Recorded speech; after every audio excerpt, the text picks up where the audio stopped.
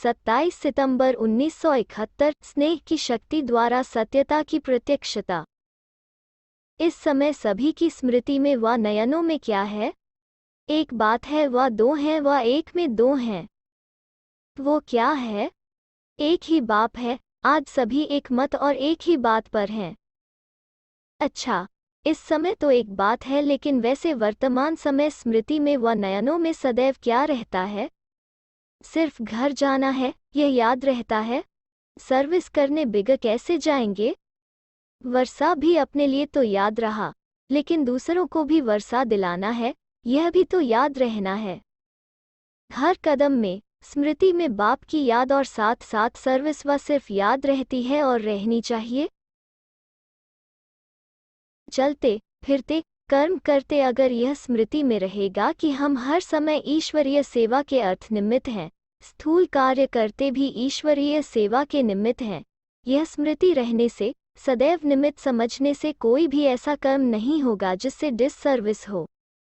यह स्मृति भूल जाती है तब साधारण कर्म व साधारण रीति समय जाता रहता है। जैसे देखो, कोई विशेष सर्विस अर्थ निमित्त बनते हो तो जितना समय विशेष सर्विस का रूप सामने होता है उतने समय की स्टेज व स्थिति अच्छी होती है ना, क्योंकि समझते हैं हम इस समय सभी के सामने सर्विस के लिए निमित्त हूँ। ऐसे ही स्थूल कार्य करते हुए भी यह स्मृति में रहे कि इस समय मनसा द्वारा विश्व को परिवर्तन करने की सेवा में उपस्थित हूँ, तो क्या स्थिति रहेगी? अटेंशन रहता है, चेकिंग रहती है। इस प्रकार अगर सदा अपने को विश्व की स्टेज पर विश्व कल्याण की सेवा अर्थ समझते हो तो फिर साधारण स्थिति व साधारण चलन व अलबेलापन रहेगा। और कितना समय व्यर्थ जाने से सफल हो जाएगा, जमा का खाता कितना बढ़ जाएगा। ऐसे कोई के ऊपर बहुत बड़ी जिम्मेवारी होती है तो वो एक एक सेकंड अपना अमूल्य समझते हैं। अगर 1-2 मिनट भी व्यर्थ चला जाए तो उनके लिए वो 2 मिनट भी बहुत बड़ा समय देखने में आता है। तो सभी से बड़ी जिम्मेवारी आपके ऊपर है। और किसकी इतनी बड़ी जिम्मेवारी है जितनी आपकी इस समय है? तो सारे विश्व का कल्याण, जड़ चैतन्य दोनों को परिवर्तन करना है। कितनी बड़ी जिम्मेवारी है, तो हर समय यह स्मृति रहे कि बाप ने इस समय कौन सी ड्यूटी दी है। एक आंख में बाप का स्नेह, दूसरी आंख में बाप द्वारा मिला हुआ कर्तव्य अर्थात सेवा। तो स्नेह और सेवा दोनों साथ साथ चाहिए। स्नेही भी प्रिय हैं, लेकिन सविसिबुल ज्ञानी तू आत्मा अति प्रिय हैं। तो दोनों ही साथ साथ चाहिए। अपनी स्थिति जब दोनों की साथ साथ स्मृति होगी तभी सर्विस करने के समय स्नेही मूर्त भी होंगे। लेकिन सिर्फ स्नेह भी नहीं चाहिए, स्नेह के साथ और क्या चाहिए? शक्ति रूप तो होंगे ही, लेकिन शक्ति रूप का प्रत्यक्ष रूप क्या दिखाई देगा? सर्विस की रिजल्ट में नंबर किस आधार पर होते हैं? क्योंकि वाणी में जौहर भरा हुआ है, अर्थात स्नेह के साथ शब्दों में ऐसा जौहर होना चाहिए जो उन्हों के हृदय विदीर्ण हो जाएं। अभी तक रिजल्ट क्या है? या तो बहुत जौहर दिखाती हो व बहुत स्नेह दिखाती हो, या तो बिल्कुल ही हल्के रूप में बोलेंगे या बहुत जोश में बोलेंगे। लेकिन होना क्या चाहिए? एक एक शब्द में स्नेह की रेखाएं होनी चाहिए। फिर भले कैसे भी कड़वे शब्द बोलेंगे तो हृदय में लगेंगे जरूर, लेकिन वो शब्द कड़वे नहीं लगेंगे, यथार्थ लगेंगे।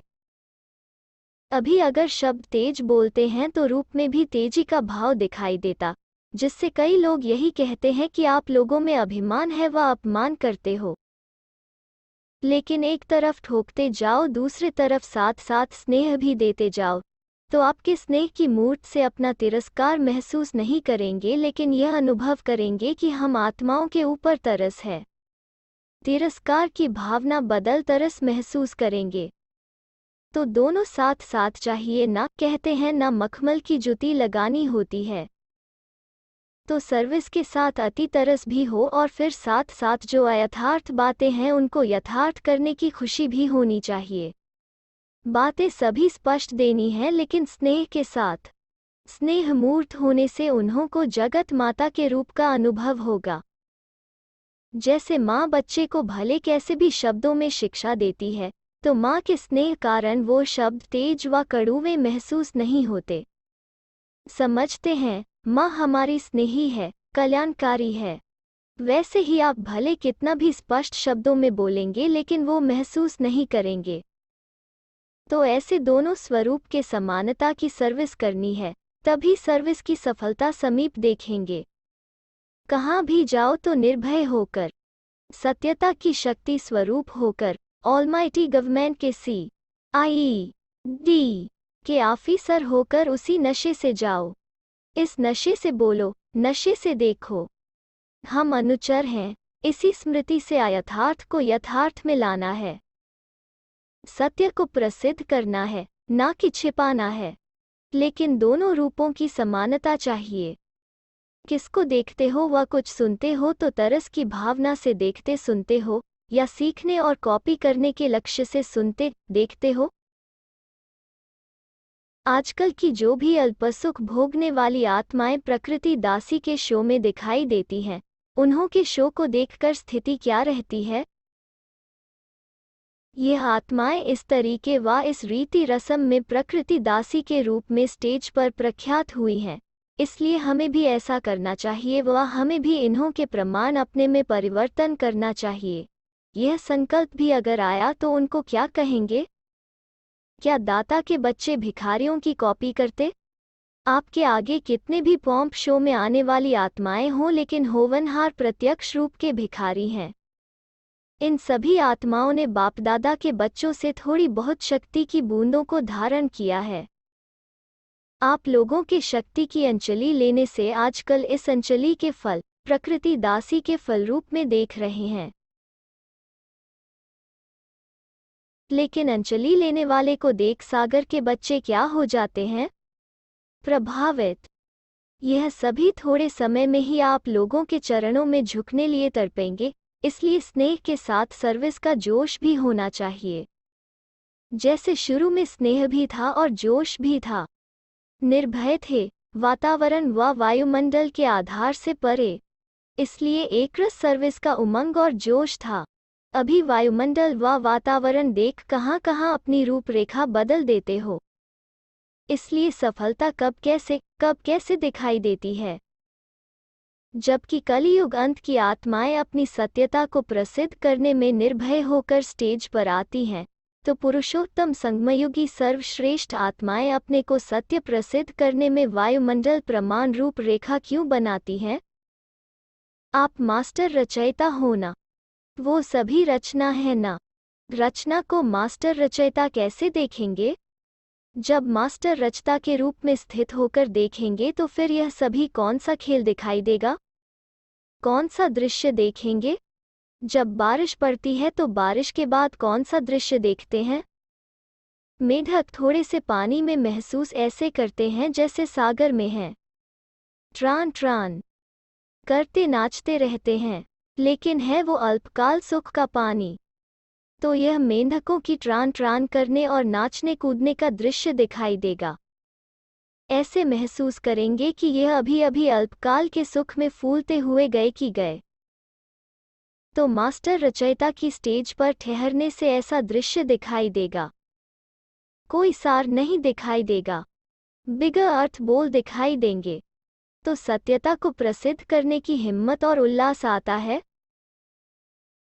सत्य को प्रसिद्ध करने का उमंग आता है कि अभी समय पड़ा है? क्या अभी सत्य को प्रसिद्ध करने में समय पड़ा है? फलक भी हो और झलक भी हो। ऐसी फलक हो जो महसूस करे कि सत्य के सामने हम सभी के अल्पकाल के यह आडंबर चल नहीं सकेंगे। जैसे स्टेज पर ड्रामा दिखाते हैं ना, कैसे विकार विदाई ले हाथ जोड़ते, सिर झुकाते हुए जाते हैं। यह ड्रामा प्रैक्टिकल विश्व की स्टेज पर दिखाना है। अब यह ड्रामा की स्टेज पर करने वाला ड्रामा बेहद के स्टेज पर लाओ। इसको कहा जाता है सर्विस। ऐसे सर्विसेबल विजयी माला के विशेष मन के बनते हैं। तो ऐसे सर्विसेबल बनना पड़े। अभी तो यह प्रैक्टिस कर रहे हैं। पहले प्रैक्टिस की जाती है तो छोटे छोटे शिकार किए जाते हैं, फिर होता है शेर का शिकार। लास्ट प्रैक्टिकल पार्ट हूबहू ऐसे देखेंगे जैसे यह छोटा ड्रामा। तब एक तरफ जय जयकार और एक तरफ हाहाकार होगी, दोनों एक ही स्टेज पर। अच्छा, 3